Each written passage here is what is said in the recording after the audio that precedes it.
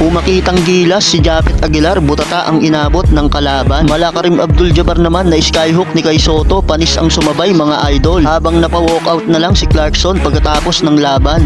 Gilas Pilipinas, second game sa FIBA World Cup, kung saan ay makakaharap nila dito ang kupunan ng Angola. Well, tignan natin mga idol kung ano ba ang ginawang adjustment dito ni Coach Jod Reyes matapos tayong kapusin kontra sa Dominican Republic kung saan ay na-fouled out si Jordan Clarkson. So first quarter, isang magandang 200 slam dunk kagad para kay Junmar Fajardo mula sa assist ni Scottie Thompson. Mas solido ang ball rotation ngayon ng Gilas, hindi tulad ng mga nakaraan na parang nakatuon lang kay JC ang sentro ng opensa. Back to back 2 points naman kagad ang naiambag ni Pugoy. Under 4 minutes nang gumawa na rin si Clarkson sa kanyang first field goal. At isang wing 3-pointer ang nagawa ni JC. Nabastos naman ang ating pambato na si Kai Sotto sa poster dunk na ito ng kalaban. Pero agad namang bumawi si Kabayan at pinakitaan ng Malakarim Abdul-Jabbar na skyhook ang kalaban. Panis ang sumabay mga idol. 2 early fouls para kay Sotto. Under 2 minutes, Jordan Clarkson pumanapa para sa Gilas. Pumasok pa ang mahirap na tira na yan ni Kabayan. CJ Perez, grabe din ang naging impact sa late run ng Gilas na umambag ng 4 points, 4 rebounds sa loob lamang ng 4 minutes. Kaya nagtapos ang first quarter, Gilas Pilipinas led by 7 points, 19-12. End of first quarter.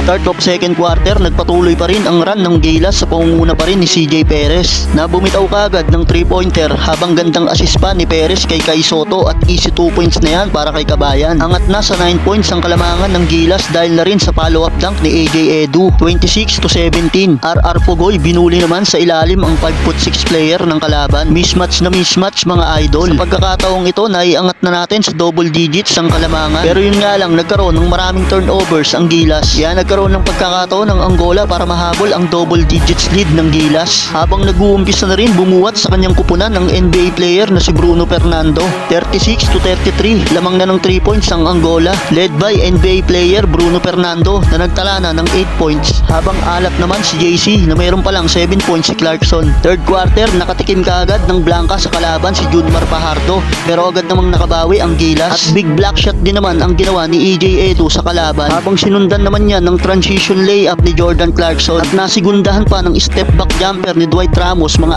idol. Pinasok na rin dito si Kiefer Avena at nakapag-ambag pa ng 2 points para sa Gilas. Balik sa Pilipinas ang momentum, yun nga lang back to back slam dunk naman ang ginawa ng Angola. Pumapalag pa rin ang Gilas Pilipinas, 5 point straight led by Jordan Clarkson. Sa pagkakataong ito, sinusubukang buhayin ni JC ang opensa ng Gilas habang under last seconds ay sinewan pa ni JC ang kalaban at nakapagbigay pa ng magandang assist para kay EJ Edu. Pero nakasagot pa ng isang 3-point ang Angola. 56-52, end of third quarter. Fourth quarter, tuloy pa rin sa pakikipagbakbakan ang Gilas. Under 7 minutes, lamang na ng 6 points ang kalaban.